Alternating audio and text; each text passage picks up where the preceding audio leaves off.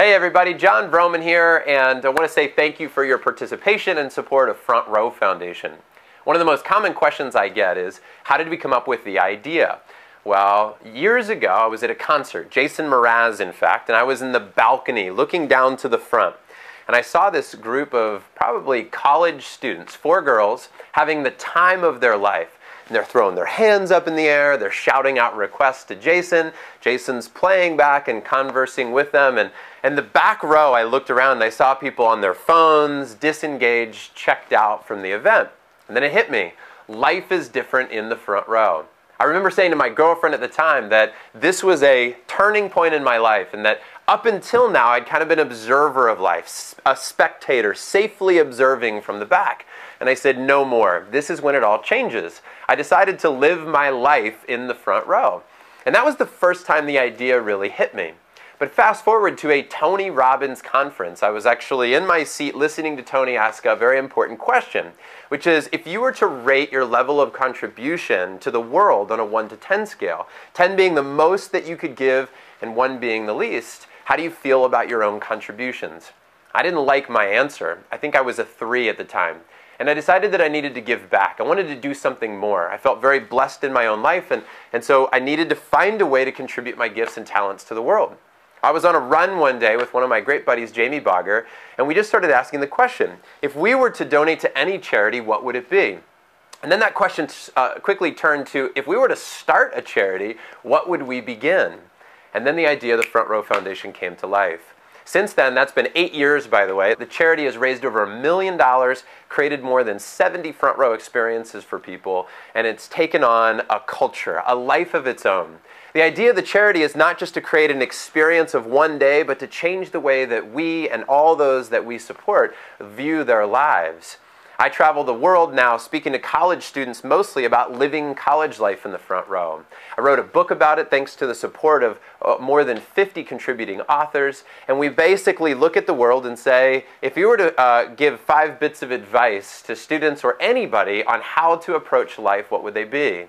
I want to share with you today the 5 ideas that I share with students all over the world. They're 5 simple ideas. I guarantee you're not going to be sitting in your seat and say, I've never heard of those before. But oftentimes it's how we view an idea when we learn it for the 2nd or 3rd time. A tiny distinction that makes a huge difference. So if you've heard these before, don't get trapped in the mindset of, I already know that. Think about how they can apply to your world. The first, the power of connection. One of the things I loved about Cutco is I looked around and I said, I want to become like these people. I believe that no bigger decision is made in life than who you choose to associate with. You become like your community. They say birds of feather flock together, or you hang out long enough in a barbershop and you're bound to get your hair cut. You will become like those you surround yourself with. Put yourself into an environment that you can thrive. So connections are key. The second big idea is the power of creating your own reality. I believe that we don't control our surroundings, but we attach meaning to the things that happen to us. I believe that it is an attitude that makes people's lives the best, the most successful, the most enriching and meaningful possible. It's not what happens to us, it's how we respond. How are you creating your own reality now? Do you view your challenges as the reason that you're being held down, or are they the platform for success? The third big idea is all about change. Certain things about your life that you want to stand like a rock with, attach yourself to your morals and values and never be swayed. But what about your world needs to be changed? What beliefs about your potential need to be changed? Many a times we have limiting beliefs, something that an individual told us in our life or we heard based on programming, marketing, an agreement that we made at some early age in our world that's been holding us back. I'll never forget when my buddy Jamie asked me to go run a marathon, and I thought he was totally insane. I didn't view myself as a runner. I never thought I had the ability to do so until somebody said to me one day, if you can't, you must. That idea changed my world. I said, if I can't, I must. I must tackle the things that I believe are impossible in my world. I must be open to changing these old beliefs into new empowering ones. What can you change about your world? The fourth big idea is all about commitment. Often in my messages I share this idea of what I call the $1 billion and gun test. Very simply, it's this. What would you be capable of if I put a $1 billion bet on the line? What would your potential then become? Or what would happen if if there was a gun involved. And what I mean by that is, what if somebody put a gun to your head and said, if you don't do this, then it's the end? You know, sometimes those drastic extremes of a big prize, some type of reward, or a big consequence reveal what our ultimate potential really is. Sometimes we say we're really committed, but we're not. What's your real commitment? And finally, the fifth big idea is all about contribution. And the idea that, Tony Robbins said to me at one point, where would you rate yourself? It revealed to me that I wasn't giving my best to the world. I think that in the end, when I look back on my life, I want to ask, what did I give? Not what did I take from the world, but what did I give to it? What did I leave behind for others? Contribution and how it shows up in our world may be one of the biggest questions that we'll ever ask. So whether it's the Front Row Foundation or another charity that you support, find somewhere to give your talents. Maybe you support 10 charities, but keep asking yourself, where would you like to make a contribution to the world? Some people say it's like an itch, that you find out how to scratch that itch. Or you find a problem that really bothers you and you go help to find a solution and leave the world a little bit better than you found it. But either way, you act with courage. You could ultimately say that the sixth and final C, the secret C, is to act with courage in all of these areas. I'll never forget pulling up to a toll booth one time, and a lady leans out to collect my money. And she asked me how I was doing, and I responded with a great answer. I said, I'm excellent. At least I thought that was great, until she pointed at me and she said, no. And she got this really mean look on her face. And then I thought, what happened? How did I offend her? What's going wrong here? And then it all made sense when she looked at me and she said, you are super fantastic. And she threw her hand up in the air and she beamed with this beautiful smile and looked at me in the eyes. And I smiled and I started laughing. And as I drove down the road, my attitude was completely changed. She found a way to contribute to my day. I said to people that she was going to be famous if she did this to every single car that came through. And sure enough, it was months later I saw her in a McDonald's commercial saying, it's super fantastic. I remember standing in my living room and screaming at the TV that she did it. She made a difference. She made an impact. I could see it coming. And it was so cool to watch somebody's little contribution go global, if you will. I think about your world and I think about where are you acting with courage, and what that means in the course of your lifetime. Living life in the front row is a lifestyle choice. It's about how you do things.